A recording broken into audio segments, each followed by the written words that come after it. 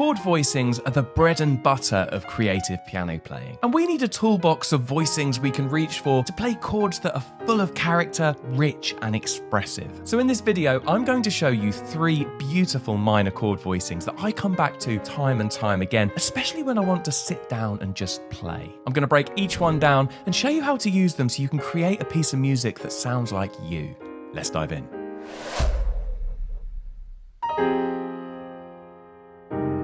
Okay, this is the Barron voicing. This is probably one of my favorite voicings of all time, actually. This is obviously named after the really famous jazz pianist Kenny Barron.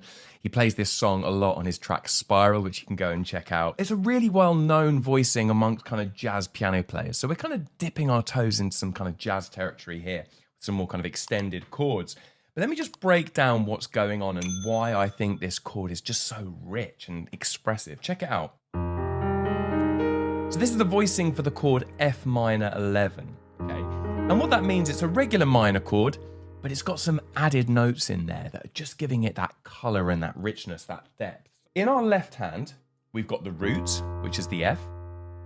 We've got the 5th, which is a C. And then we've got the 9th, which is a G, okay? And each of those intervals there is a 5th. And as we've spoken about on the channel before, a 5th is such a beautiful open sound, you know. So that's in our left hand. In our right hand, we've got the flat 3rd, we've got the flat 7, and we've got the 11th, okay? So in the case of F, that would be A flat, E flat, and B flat. But you can see, in the middle here, we've got a semitone, a half step. Now, on its own, that sounds not great, okay? Not great. But if you kind of surround it by those fifths, it all kind of makes sense, right? Now, what you can do is move the voicing around in what we call parallel. And parallel is essentially where you transpose the voicing as is. You don't change anything. You don't change the intervals between it. You keep everything exactly the same, but you just move it to different keys. I'll break down how you do this, but let me just give you a blast of what this sounds like so you can kind of get the sound of it into your ear.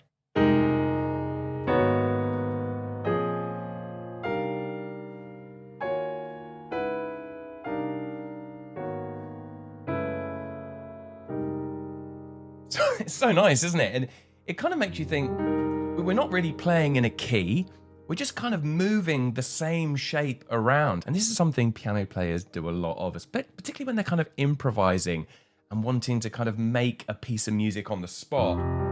This is a really great technique to do that. But to help you get everything from this video into your playing, I've put together a free cheat sheet that contains all of the voicings I'm going to show you and some specific practice tips as well of how you can really get them under your fingers so they come out in the music you're playing and you can use them naturally and organically when you're improvising in the moment. It's really going to help you out. The link is in the video description and you can also scan this QR code up here. As I say, you get the most out of these videos when you have those resources in front of you to really kind of cement what you're learning. It's going to make everything make a lot more sense. So do go ahead and grab that. I think you'll find it really useful. So how do you practice this? How do you actually do what I'm doing here? Well, the first step is to get that voicing kind of down and secure in just a few places. Rather than tackle every single key at once, don't do that. That's quite a lot. That can be quite overwhelming. Let's choose 4, okay? 4 different places we can play this voicing. So I'm going to start off just by thinking of the root notes. Let's do F. We've already got that one down. Let's do A flat, B flat, and C. Okay, doesn't really matter. You could choose any notes at random. Let's have a go at building those voicings, right? So we've got our F minor 11 shape. Now let's do the same thing on A flat. Okay, so let's find our A flat, a 5th, another 5th, and we got our semitone, our half step, and then a 5th, and then another 5th. The great thing about this voicing is you don't almost have to think of the notes. You can just look at the intervals, right? A 5th above A flat is E flat, 5th above E flat is B flat, the semitone, you know, and you just build it up like that. So there's our A flat minor 11. Do the same thing on B flat. There it is. And then lastly, C. So there we go. There are our 4 different places.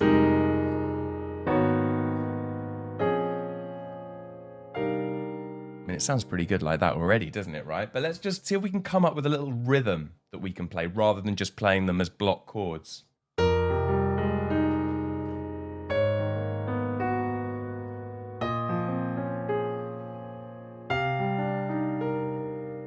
And that sounds pretty good, doesn't it? I like that.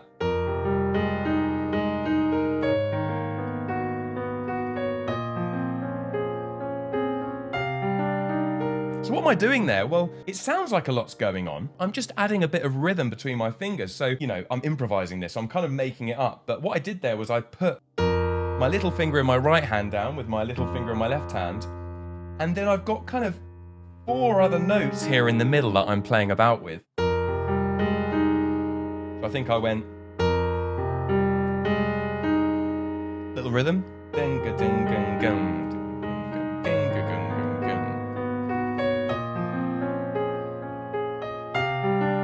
You know, something like that. You can play about with this.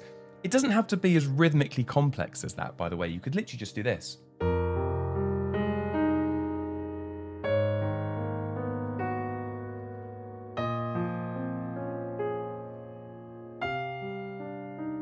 if you want to make it a little bit more kind of chattery and a bit more rhythmic.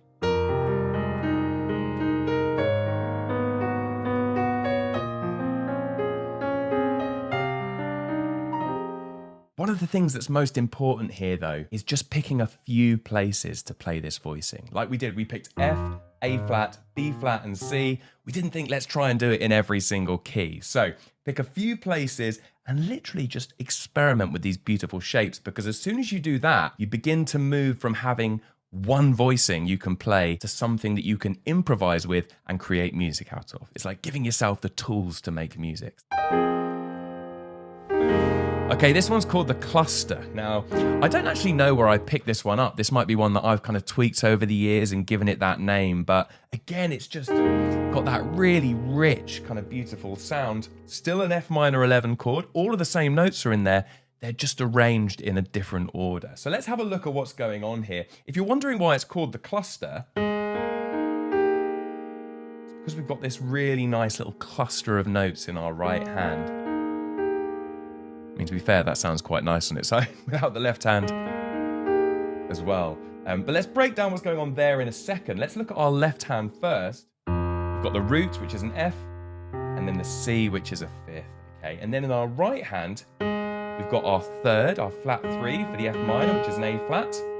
And then building up, we've got the 11th on that B flat, the flat 7, which is an E flat, and then the 9th, which is that G.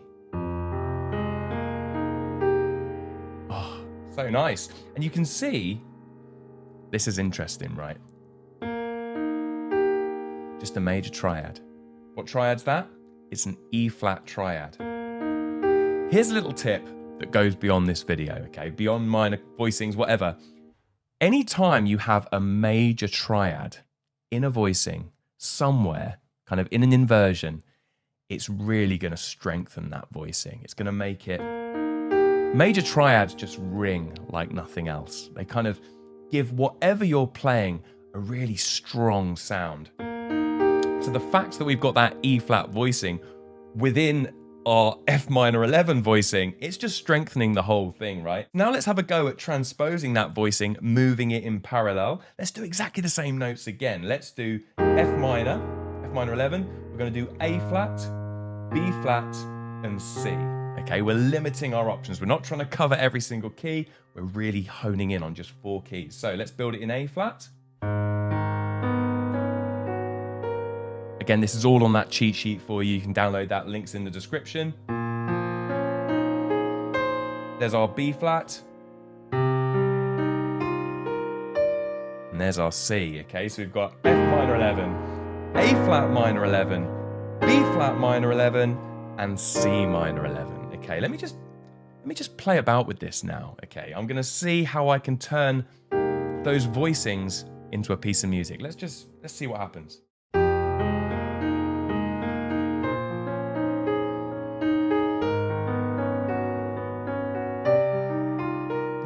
Okay, there's some slightly strange jumps here, but I kind of like it. I'm actually doing the same thing we were doing when we looked at the Barron voicing. My little fingers are going down together, And then my thumb and my second finger and my fourth finger here, my kind of fingers in the middle are generating all of that rhythm.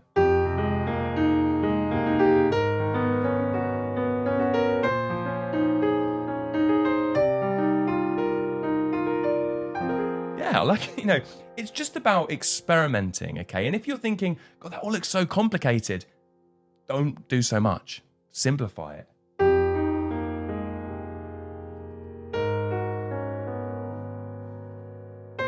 You know, it doesn't have to be fast. You can still generate one of these beautiful sounds by simplifying what you're doing. Works really, really well. Give this one a go. Okay, these are called the So What voicings, named after the amazing jazz piano player Bill Evans, who played on the track So What by Miles Davis.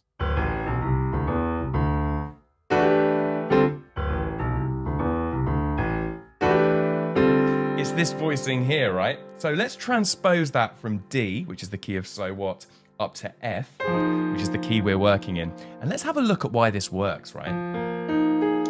So what notes have we got going on here? We've got the root at the bottom. We've then got our 11th, which is the B flat, our flat 7, which is the E flat, and then our flat 3rd, which is the A flat. Now there's a lot going on there, but the most important thing to realize is that the kind of sound world of this voicing has changed a little bit. We're no longer building the voicing out of fifths, we're building it out of fourths. So the interval between F and a B flat is a fourth, then a fourth up again, and then a fourth up again. And then lastly, not a fourth, it's a third, okay, a major third, which is that C there, right? So there is our shape. And again, let's have a go at moving it parallel. Let's do the same root notes. We're gonna do F, A flat, B flat, and C. What does that sound like? Let's have a go. There's our A flat. There's our B flat, and there's our C. So we've got F minor 11, A flat minor 11, B flat minor 11, and C. Okay, let's see if I can improvise something just with this shape.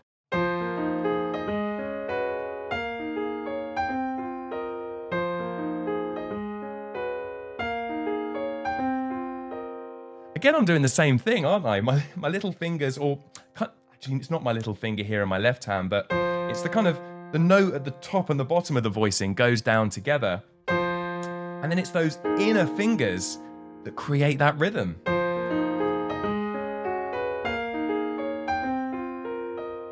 You know, you can simplify it, okay? You don't have to play something as complicated as that.